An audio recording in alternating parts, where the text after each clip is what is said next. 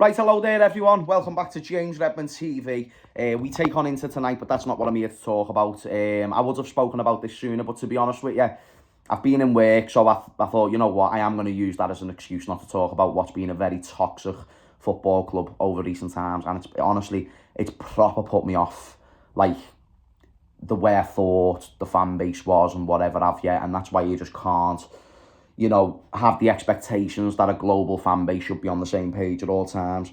But I am here to speak about Mohamed Salah, the division of what he said has caused. And people might say I'm fence sitting when I'm on this video, but to be honest with you, I think I might be a little bit more balanced than others. That being said, people are still going to watch this and go, "Oh, James, you're wrong for saying this." We all have an opinion, don't we? I think a lot of people are wrong for the way they've handled this season, the way they've handled themselves this season. But the way I'll put it, and I'm no right than anyone else, the Mohamed Salah thing, and I'll start off with this: was there people trying to throw Mohamed Salah underneath a bus in the media, in our fan base, in his comment sections? Absolutely. And the irony is that a lot of the people who were saying to Arne Slot, "You are a coward if you don't drop Mohamed Salah," are the same ones commenting underneath Mohamed Salah's post, saying, "We are with you, King. Can't believe the way the club have treated you, King." When you were the one who was saying that he should be dropped. Content creators, fans, I'm seeing them all commenting on there. And it tends to be the ones who were Arne Slot out who were commenting on his post as if Mohamed Salah had a point in the way that he worded it. And this is the next thing I'll go into. Would have Mohamed Salah been vilified the way he has been by part of the fan base if he just came out and said, "I'm upset about my minutes. I wish I was playing more. I feel like the media and the fans have scapegoated me a little bit"? No. I think where Mohamed Salah lost a lot of the fans in them situations, but also gained a lot, was when he tried to put it all on the manager and the board. Now, listen, I think he's actually got legs to the board part. And I think when he sat there and said, "I think somebody," he never said the manager, he said, "somebody at the club is trying to throw me under the bus," I think he was implying Richard Hughes and Michael Edwards. I do.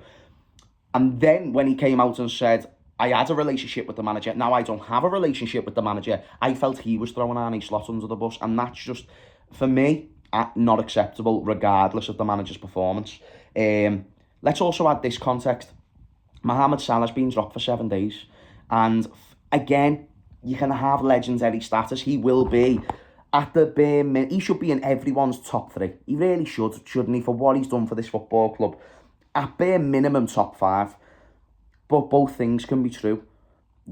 I believe in form over status, and I think it was a bit extreme to come out after being dropped for 7 days, still playing 2 of those games, by the way, and I'll explain why he probably never got minutes in the Leeds game in a minute, but to not play for 7 days, and actually, the 3 games prior to the previous 3 that he did play, which was Nottingham, Man City and PSV, Liverpool scored 1 goal. Forget about the defensive contribution a minute, because that's not Mohamed Salah's job, so I'm not going to hold him to the amount of goals that we conceded. That's a defensive issue.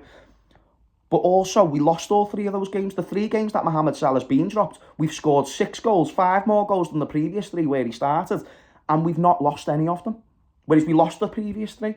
So, in a way, the people who were having a go at Arne Slot for dropping him, even though they asked for him to drop Mo Salah, and if he doesn't, then he's weak. Hasn't it improved the results of the team? And isn't that what you were looking to see, even though it's not been 3 wins out of 3? Yes.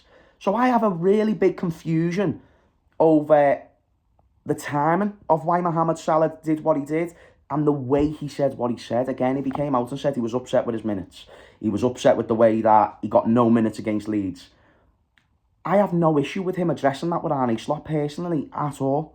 I have no issue with him even saying in the media, "I wish I got a couple of minutes today." People are saying, "Why are we limiting speech?" We're not limiting speech.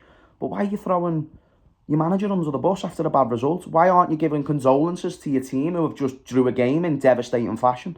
And what I hate most about what Mohamed Salah said is that he validated what Carragher said a few weeks ago. He validated when Carragher said Mohamed Salah only speaks when it suits Mohamed Salah. He's validated that. He's been in that scrum 4 times in 8 years.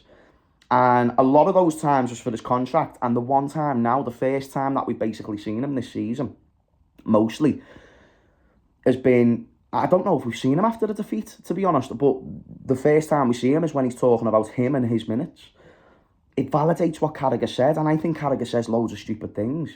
But Mohamed Salah's just added smoke to the fire, and he preempted that by saying, "Well, Jamie Carragher's going to speak again tomorrow."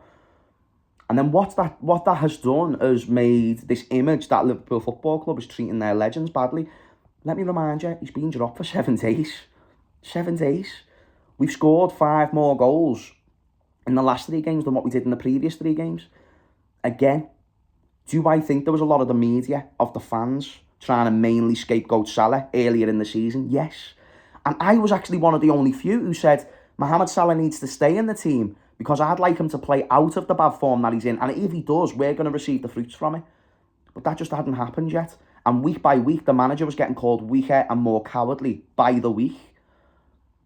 So the couch managers and even some content creators, I won't call them by name because everyone takes it as beef and a battle these days, sit there in a position of comfort where what they say has no consequences.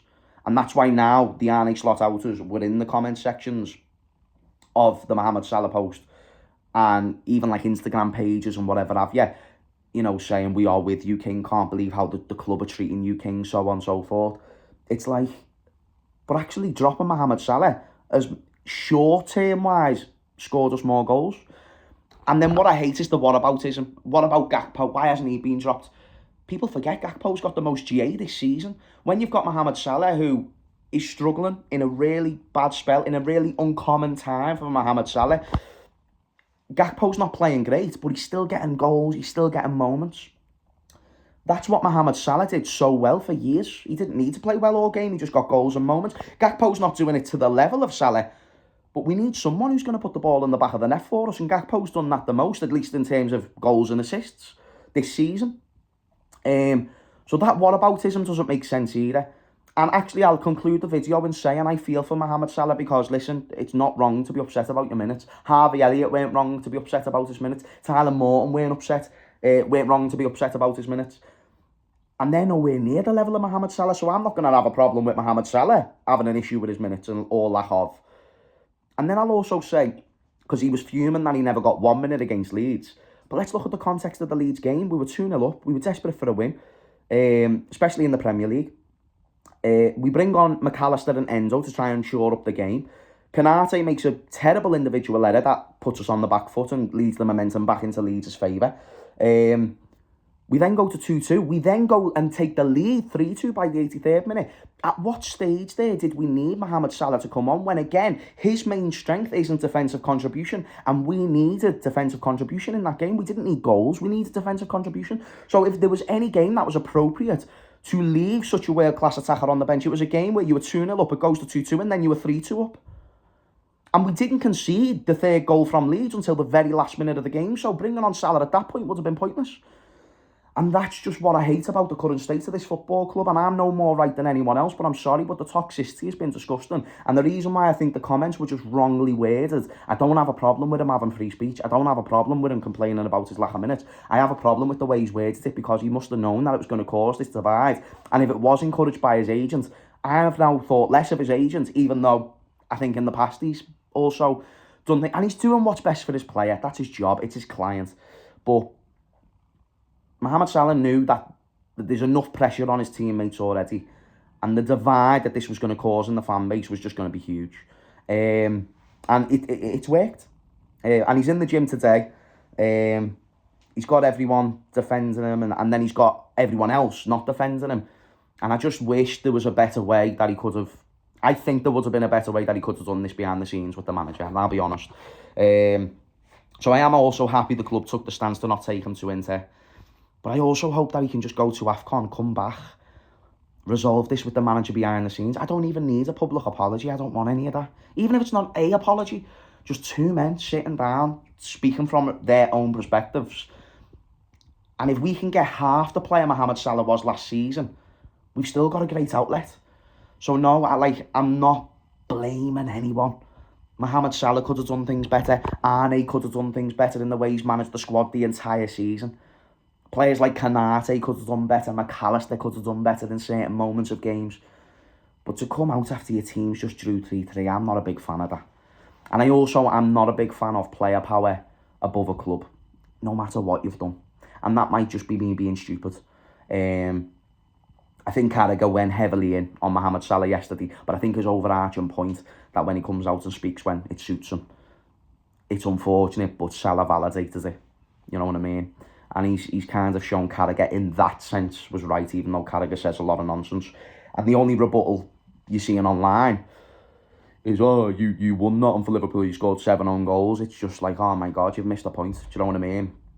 But by the way, I'm not even fuming at Salah. I just don't like the fact he's lit an even larger spark to the fire that was already on at Liverpool Football Club at the moment, and it's just made it more toxic. And I think I was struggling with the toxicity of the football club at the moment. You'll probably see in the comments in a minute how toxic it's going to be as well. But yeah, that's my opinion on it. I thought he was wrong for the way he worded it. I thought it was wrong to throw Arne Slot under the bus. And I'll also say this, I think Arne Slot's been one of the biggest Mohamed Salah defenders.